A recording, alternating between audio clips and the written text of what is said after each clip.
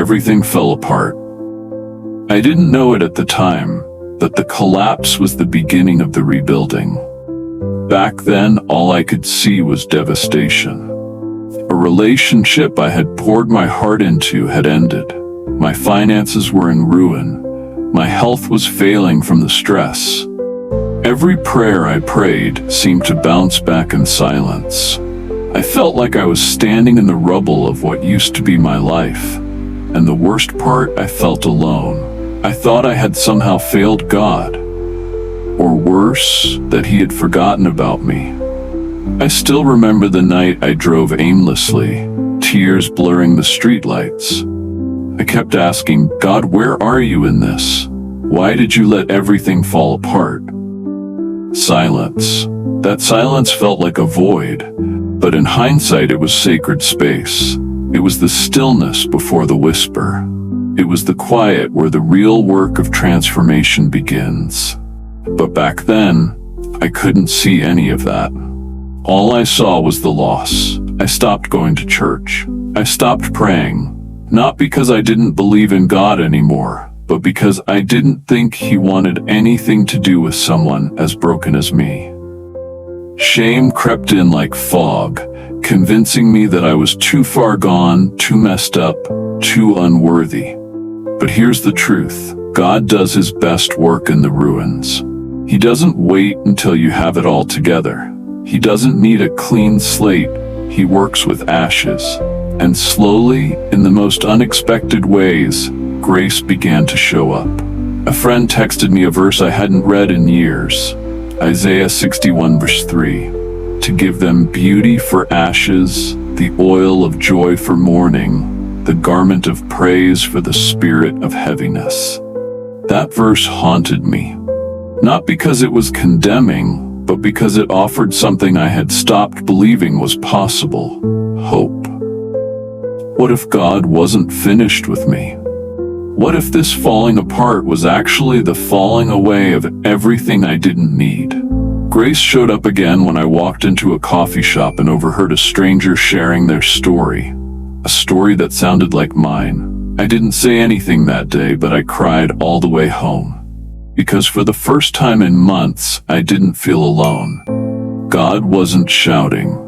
He was whispering, in verses, in voices, in moments too gentle to ignore. And slowly I began to realize something profound. My failure wasn't final. It was fertile. Fertile soil for something new, something better, something only God could grow.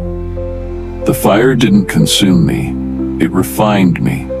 It revealed the things I had been clinging to, things that were never meant to be the foundation of my identity. I saw how much I had based my worth on the approval of others, the security of money, the illusion of control. And when those things were gone, I found something better: the unshakable presence of God. That's why I say grace found me in the fire. Not after it. Not when it was over, but right in the middle of it. I didn't feel strong, I didn't feel holy, I didn't even feel hopeful. But grace isn't based on what you feel. It's based on who God is. And He is faithful. If you're there right now, in the fire, in the silence, in the rubble, I want you to know, you are not alone. And you are not beyond the reach of His grace. In fact, you are in the perfect place for Him to do something beautiful. Don't rush it. Don't try to escape it. Just be still and listen. Because the whisper is coming, the grace is moving, and what feels like an ending might just be the beginning of the most powerful chapter of your testimony. The hidden mercy in delays. It's strange how delays feel like denials in the moment, how the unanswered prayers begin to sound like rejections. We beg God for doors to open, and when they don't, we assume we've missed it, or worse, that we've been forgotten.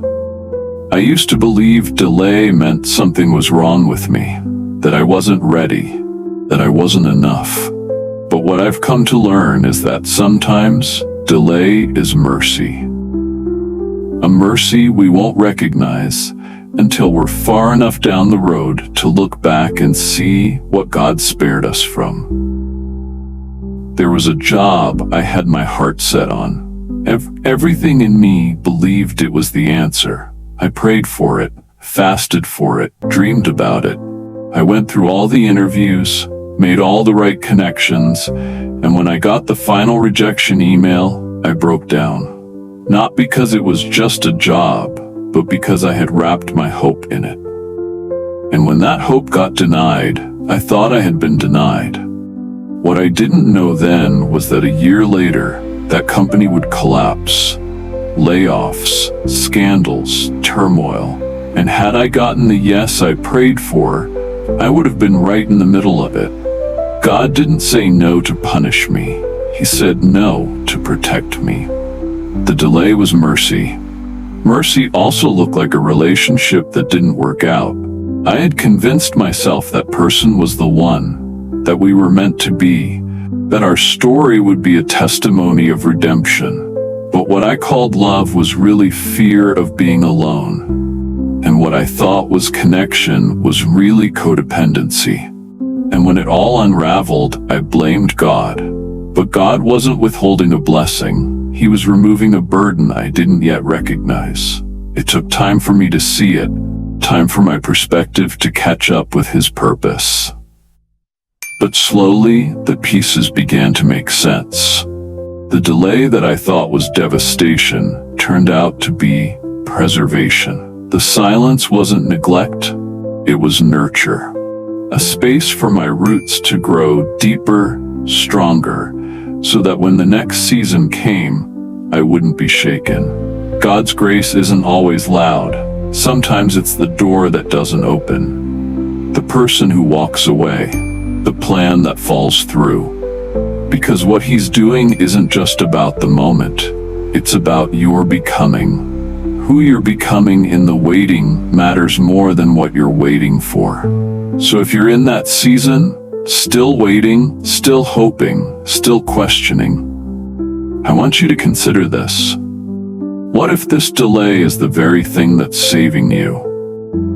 What if the reason it hasn't happened yet is because God loves you too much to let it happen too soon? The fire doesn't just refine, it slows you down, forces you to pause, and in that pause you start to notice the things you missed before.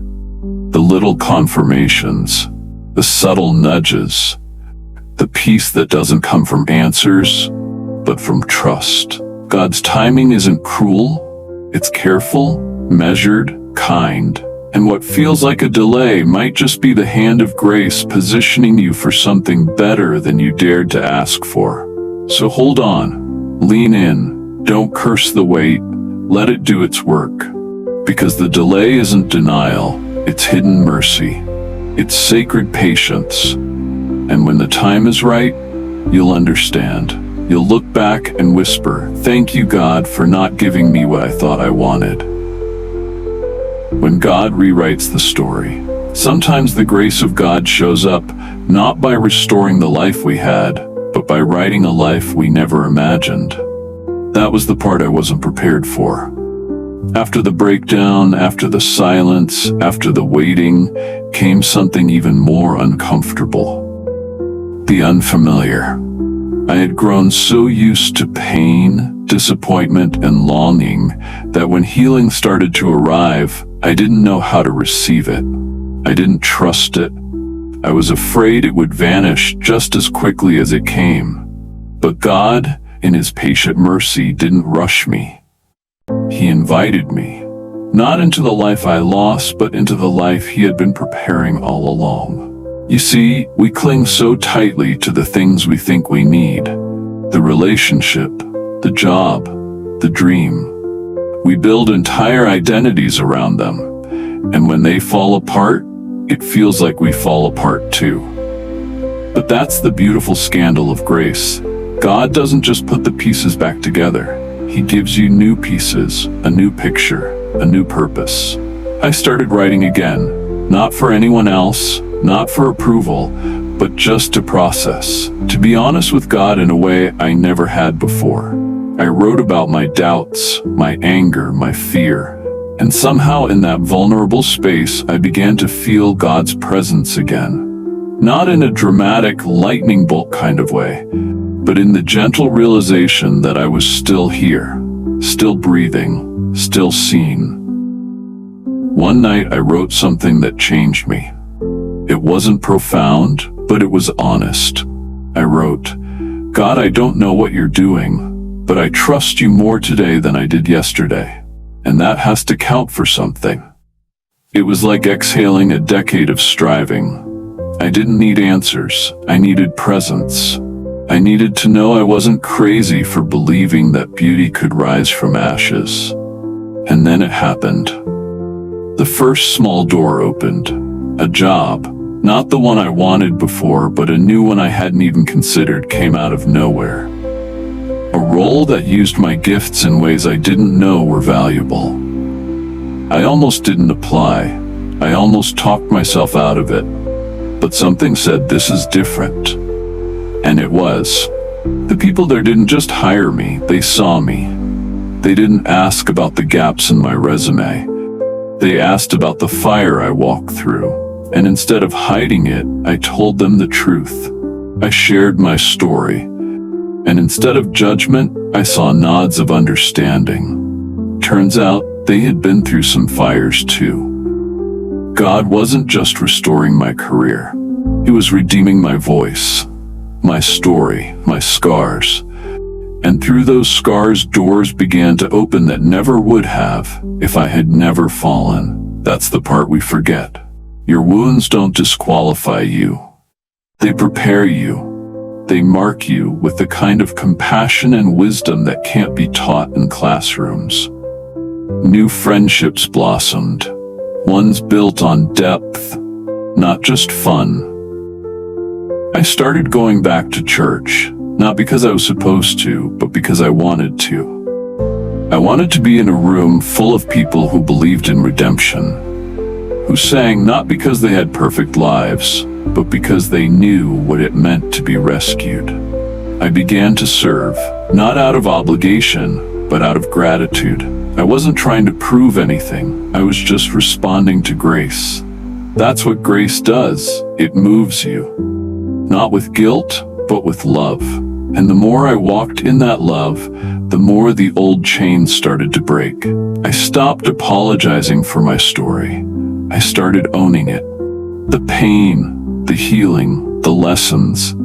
I realized that the most powerful testimony isn't the one where everything goes right. It's the one where God shows up when everything goes wrong and stays.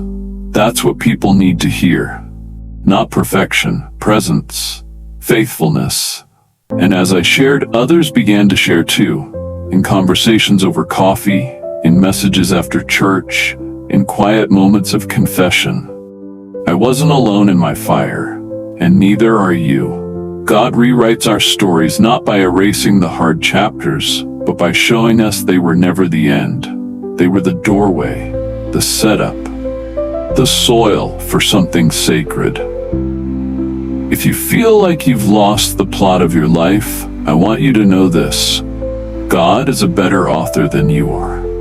He sees the whole arc, the twist you didn't expect, the redemption you didn't think was possible. He's not finished, he's just turning the page. So lean in. Don't resist the new thing just because it doesn't look like the old thing. You're not going back, you're going forward. And where you're going, this new life, this redeemed purpose, it's more beautiful than you dared to believe. The fire was never the end, it was the beginning of your becoming. And this is just the next chapter. Embracing the unknown with faith. There's a unique kind of fear that grips your heart when you realize the next step isn't clear. After the fire, after the breakthrough, after the healing, what's next? For me, it was standing on the edge of something new, but having no idea what it was.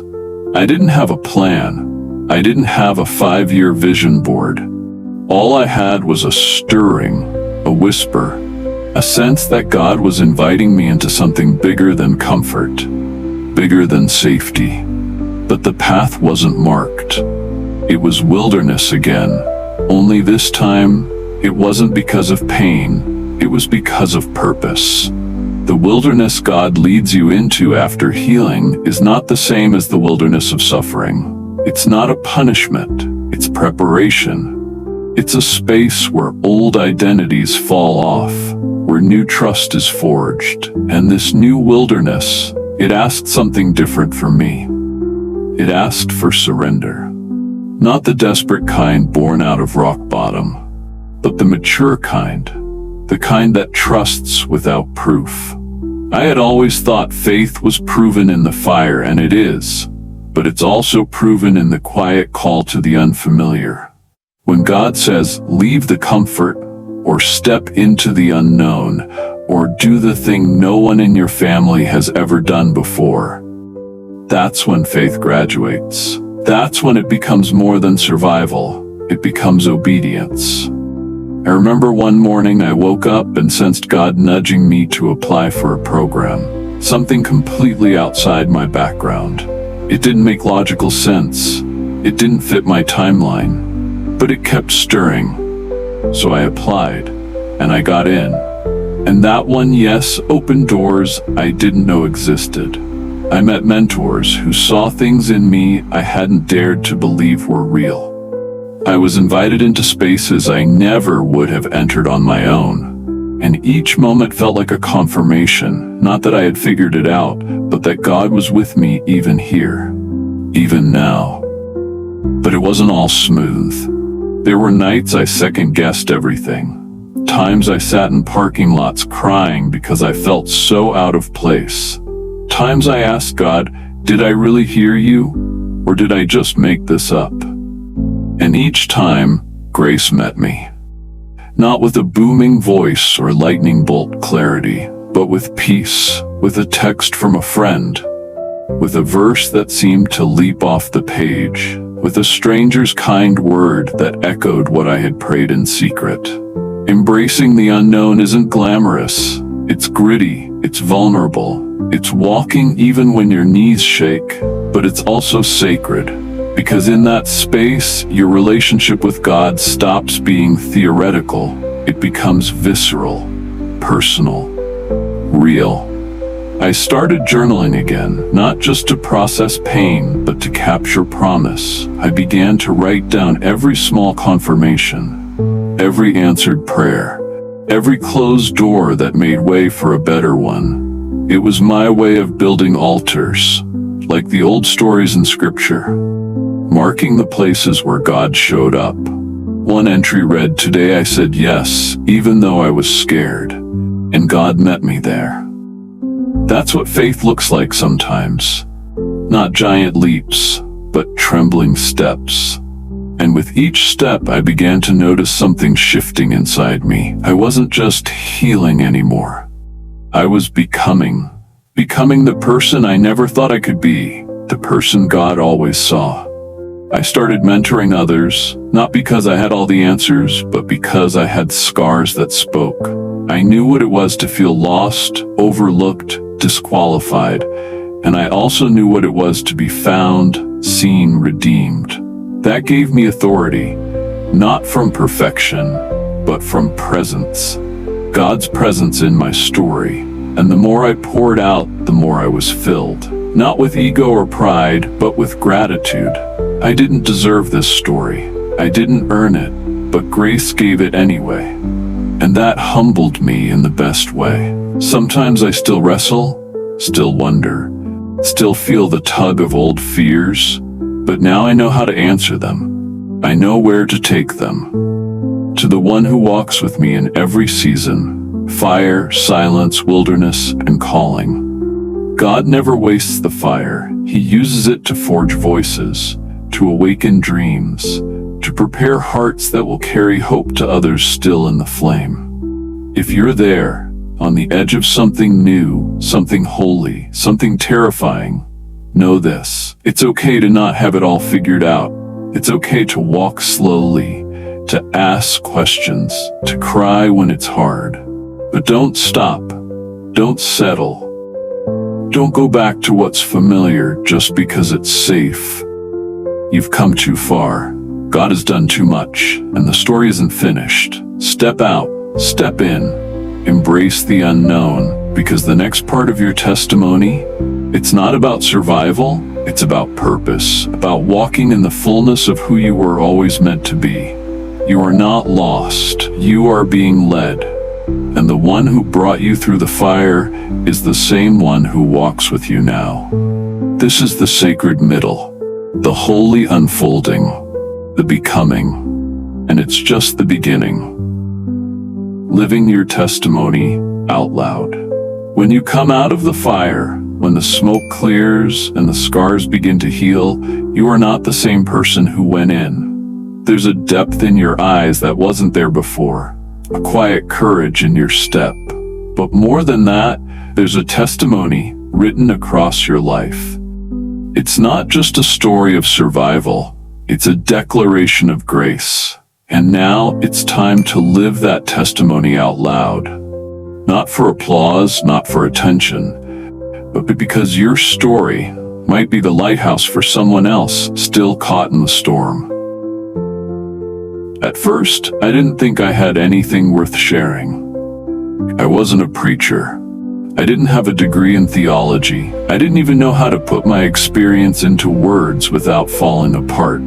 But God wasn't asking for perfection. He was asking for obedience. And He was reminding me, testimonies don't require microphones. They require honesty. It started small.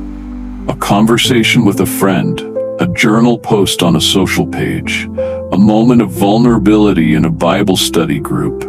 Each time I shared, even trembling, I could feel something break open in the room. Not because I was eloquent, but because I was real.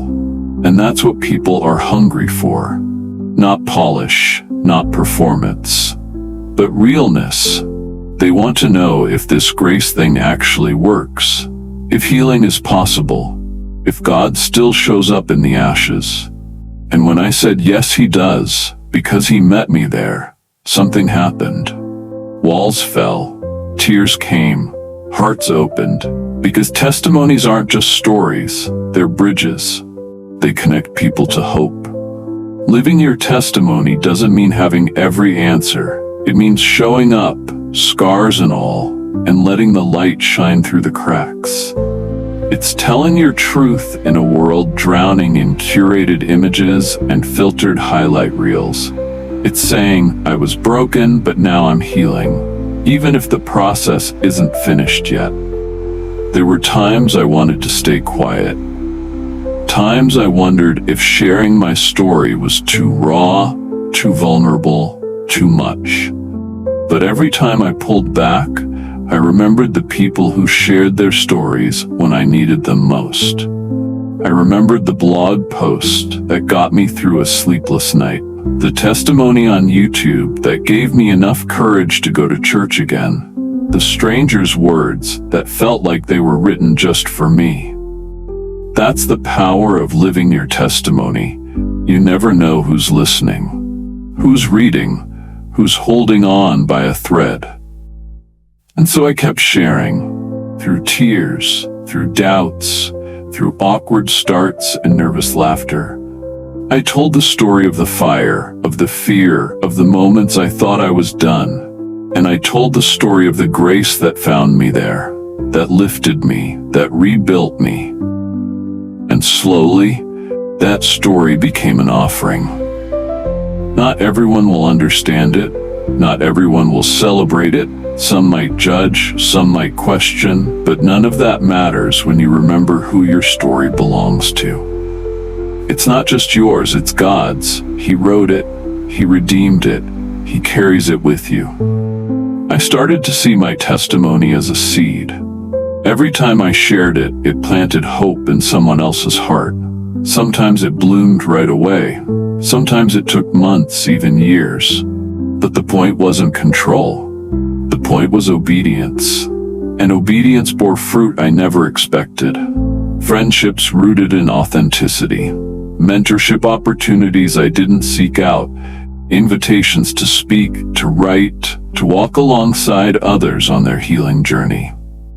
Doors I didn't knock on began to open, not because I was chasing influence, but because I was faithful with what I had. Living your testimony also means continuing to live it daily, not as a one-time event, but as a lifestyle. It means continuing to choose grace, even when bitterness beckons, choosing forgiveness when revenge feels justified, choosing vulnerability when hiding feels safer.